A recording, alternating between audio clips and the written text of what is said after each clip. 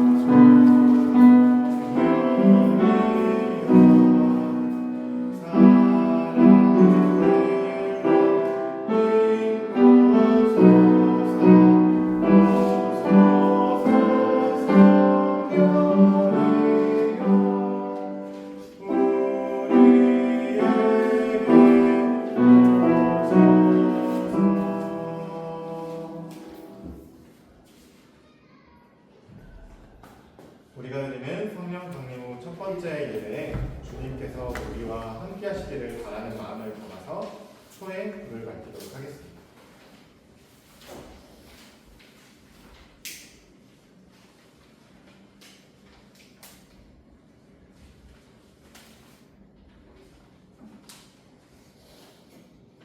여러분은 이제 우리 주님의 말씀을 들으십시오.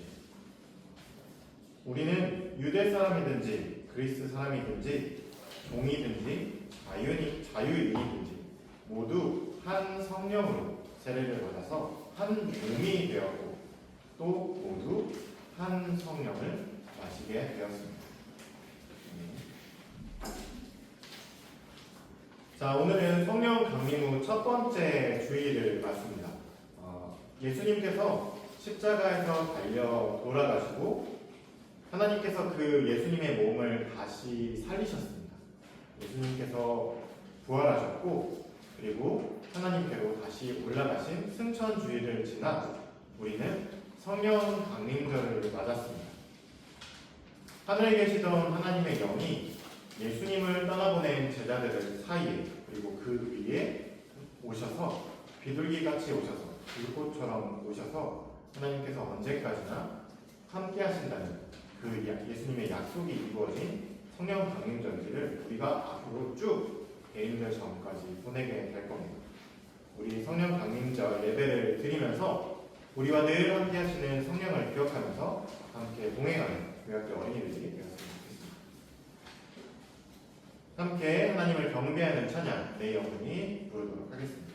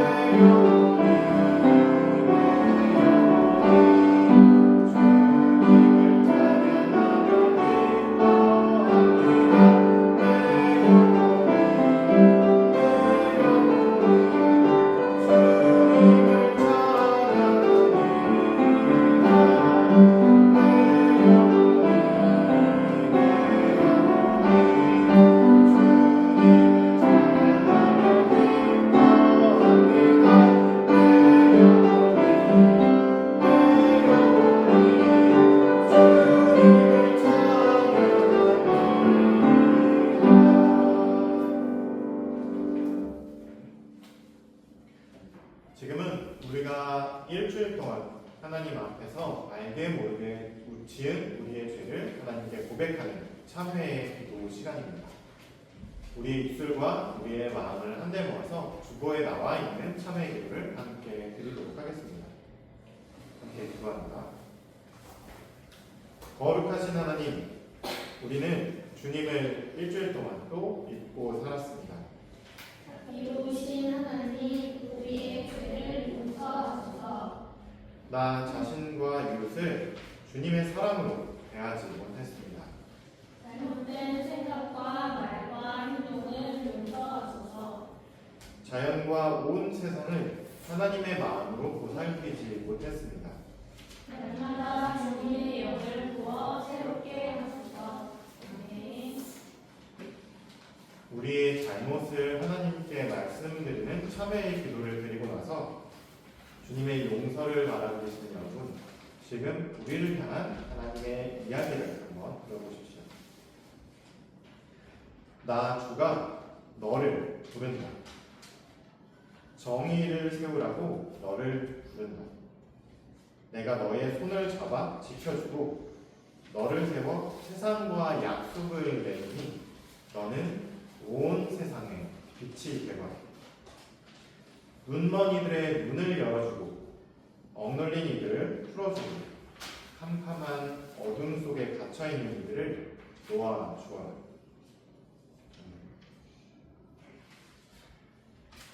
지금은 성령 강림 후 첫 번째 주, 우리에게 주시는 하나님의 말씀을 듣는 시간입니다. 오늘 우리에게 주시는 하나님의 말씀은 사무엘하 6장 12절에서 19절까지의 말씀입니다. 제가 여러분에게 들려드리도록 하겠습니다. 여러분은 귀를 기울여서 잘 들어주시기 바랍니다.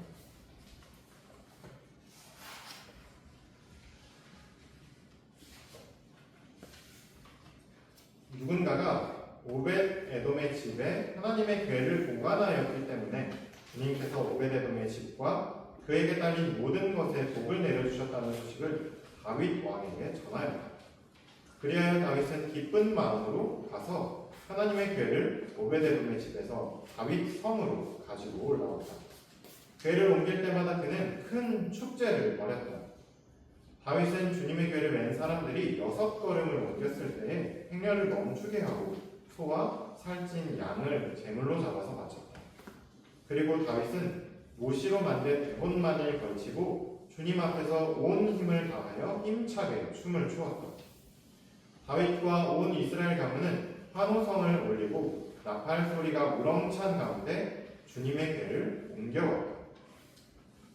주님의 궤가 다윗 성으로 들어올 때 사울의 딸 미갈이 창밖을 내다보다가 다윗 왕이 주님 앞에서 뛰면서 춤을 추는 것들을 보고 마음속으로 그를 업심 여겼다. 그들이 주님의 궤를 들어다가 다윗이 궤를 두려고 쳐놓은 장막 안 제자리에 옮겨놓았을 때 다윗이 주님 앞에 번제와 화목제를 드렸다. 다윗은 번제와 화목제를 드리고 나서 만군의 주님의 이름으로 백성에게 복을 빌어주고 그곳에 모인 온 이스라엘 백성에게 남녀를 가리지 않고 각 사람에게 빵 한 덩이와 고기 한 점과 건포도 과자 한 개씩을 나누어 줬다. 그런 다음에 온 백성이 각각 자기들의 집으로 돌아갔다. 이는 하나님의 말씀입니다. 하나님 감사합니다. 오늘은 언약궤를 모시는 풍경이라는 제목으로 하나님의 이야기를 함께 나누도록 하겠습니다. 사울이 전쟁터에서 숨을 거두었습니다. 그리고 이스라엘의 왕이 사라지게 됐죠. 하지만 다윗이 곧 이어 이스라엘 두 번째 왕으로 세움을 받았습니다. 그리고 다윗은 왕이 된 후에 우리에게 익숙한 예루살렘이라는 곳으로 이스라엘의 수도를 옮겼습니다. 그리고 그곳에 성을 짓고 그 이름을 다윗 성이라고 이름 지었습니다. 다윗이 이스라엘의 새로운 왕으로 세워지자 이스라엘의 적들은 이 틈을 타 이스라엘을 무너뜨리려고 온 사방에서 싸움을 걸어오기 시작했습니다. 하지만 다윗은 모든 적들을 물리칠 수 있었죠. 하지만 다윗은 이 일들이 모두 자기 덕분이라고 결코 생각하지 않았습니다. 오히려 다윗은 자기를 왕으로 세워주신 분도 그리고 이스라엘을 지켜주시는 분도 모두 하나님이라는 것을 점점 더 몸으로 깨달아 알아가기 시작했습니다. 그렇게 다윗은 날마다 하루하루 지날 때마다 하나님을 더욱더 깊이 생각하게 되었습니다. 그러다 문득 다윗에게 한 가지 생각이 떠올랐어요. 하나님께서 나를 온 이스라엘의 왕으로 세워주셨지. 그리고 이스라엘을 바른 길로 이끌어가는 양치기로 삼아주셨지. 그런데 하나님께서 우리와 함께 하신다는 그 약속이 담긴 언약궤는 도대체 어디 갔지? 이전에 엘리의 두 아들 홈니와 비느하스 때문에 블레셋에게 빼앗겼던 그 언약궤, 그리고 이스라엘 땅 기럇 여아림으로 몇 개월 만에 돌아왔던 그 언약궤. 그런데 우리는 그 하나님의 언약궤를 한참 동안이나 신경 쓰지 않고 있었구나. 언약궤가 도대체 어디 갔지? 다윗은 당장 사람을 보내어 그 언약궤가 오랜 세월 동안 보관되어 있던 이스라엘의 저 끝쪽 기럇 여아림으로 갔습니다. 사람들은 언약궤를 새 수레에 실었습니다. 그리고 그동안 언약궤를 보관하고 있던 아비나답의 집을 나섰습니다. 아비나답의 두 아들이었던 아이오와 우사가 그 언약궤를 실은 수레를 함께 지켰습니다. 아이오는 수레 앞에서 언약궤가 가는 방향을 이끌었고 우사는 수레 옆에 서서 언약궤를 지켜 섰습니다. 그리고 다윗과 그 언약궤가 가는 길에 함께했던 이스라엘의 백성들은 온갖 악기를 연주하며 함께 기쁘게 언약궤를 모셔오는 그 길을 걷고 있었습니다. 그런데 문제가 생겼습니다. 언약궤를 싣고 가던 그 수레가 어떤 한 곳을 지나가는데 그 수레를 끌던 소들이 날뛰기 시작한 겁니다. 수레가 이리저리 흔들리고 덜컹덜컹 움직이기 시작했습니다. 그 수레 위에 실려있던 언약궤도 곧 땅으로 떨어질 참이었습니다. 만약에 언약궤가 땅에 떨어진다면 어떻게 되겠어요? 나무로 만든 그 언약궤가 산산이 부서질지도 모르는 일이었습니다. 언약궤를 옆에서 지키고 있던 그 우사가 깜짝 놀라서 언약궤가 떨어지지 않게 얼른 손으로 그 언약궤를 붙들었습니다. 하지만 우사는 그 언약궤를 감당할 수가 없었습니다. 우사는 그 언약궤에 손을 댄 바로 그 자리에서 숨을 거두고 말았습니다. 그 광경을 아주 가까이에서 지켜보고 있던 다윗은 온몸에 소름이 돋았습니다. 주님은 늘 우리를 지켜주시고 보호해주시는, 그리고 나를 왕으로 세워주시는 그런 친절한 분인 줄 생각했는데 주님의 거룩함은 사람이 함부로 가까이 할 수 없는 것이었구나 다윗이 깨닫게 되었기 때문입니다. 이 일을 어찌하면 좋지? 주님의 이 거룩한 언약궤를 과연 내가 살고 있는 그 집, 그 성 안에 들여다 놓을 수 있을까? 그러다 잘못했다가 하나님의 거룩함을 넘어서기보다 한다면 사람들이 죽어나가는 것은 아닐까? 다윗은 겁이 나기 시작했습니다. 다윗은 주님이 두려워졌습니다.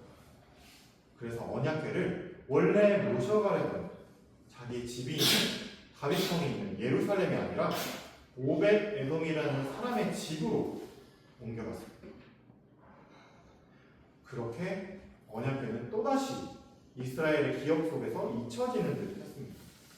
그런데 몇 달 뒤에 다윗에게 이런 소문이 들려왔습니다.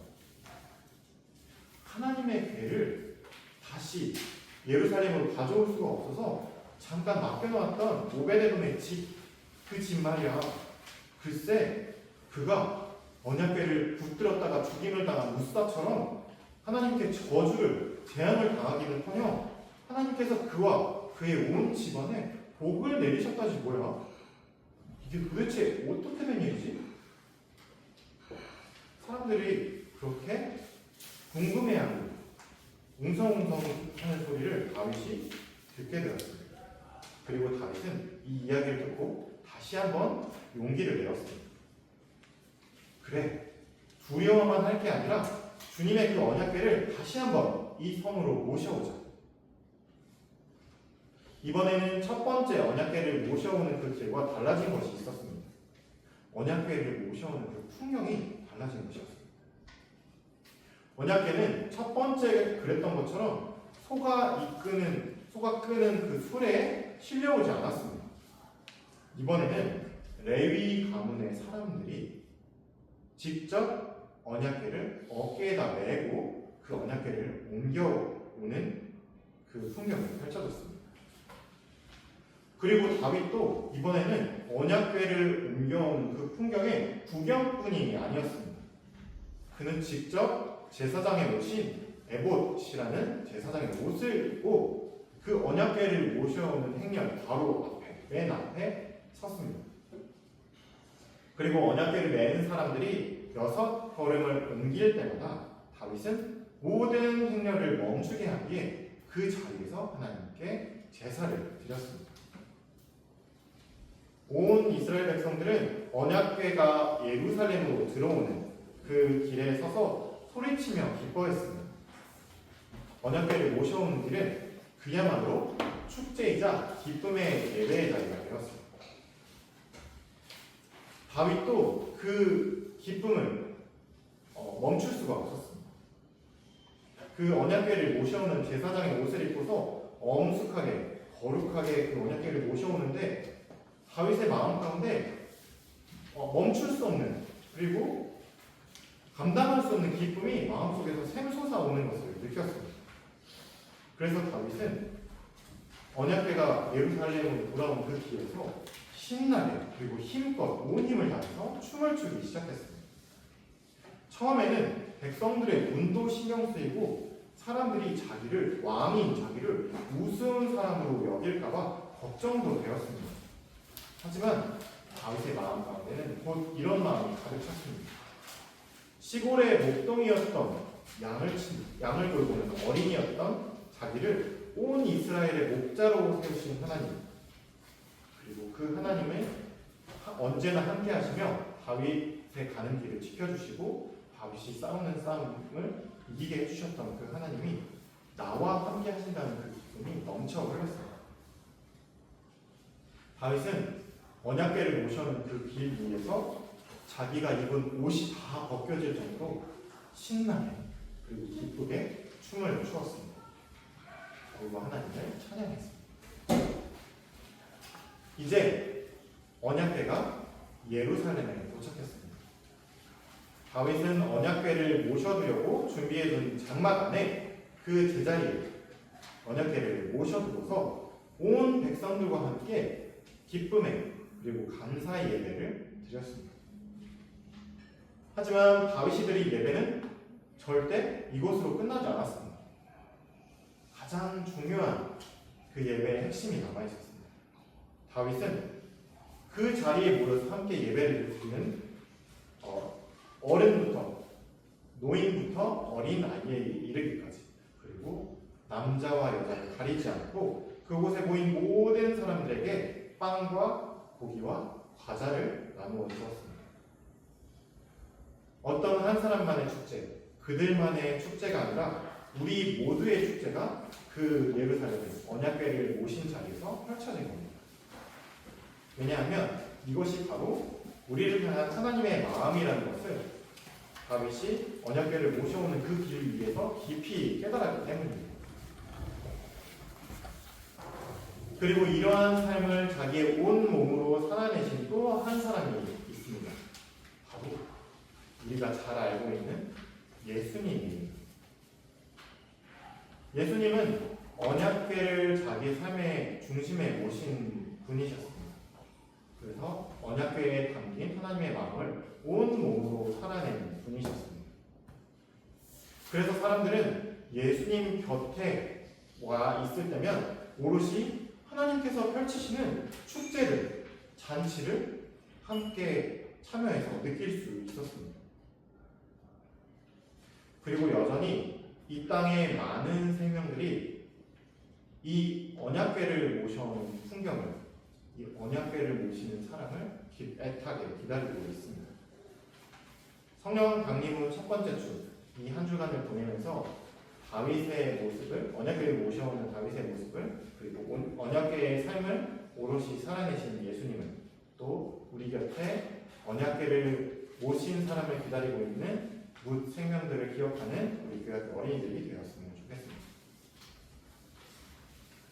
함께 주신 말씀 기억하면서 거듭의 기도 드리도록 하겠습니다. 함께 기도하겠습니다. 사랑의 주님, 오늘은 다윗이 언약궤를 모셔오는 이야기를 함께 들었습니다. 언약궤는 때로 우리에게 두려움을 주기도 합니다. 하지만 언약궤는 우리에게 하나님의 길을 열어줍니다.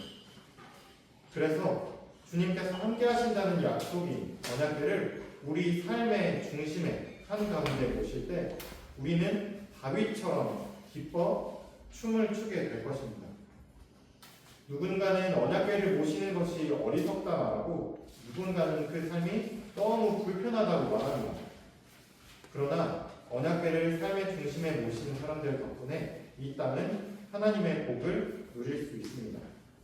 주님, 우리가 이것을 기억하고서 우리가 이 땅의 복의 통로가 되는 사람들이 되게 하옵소서. 감사드리며 예수 그리스도의 이름으로 기도합니다. 주신 말씀에 응답하는 찬양 함께 부르도록 하겠습니다.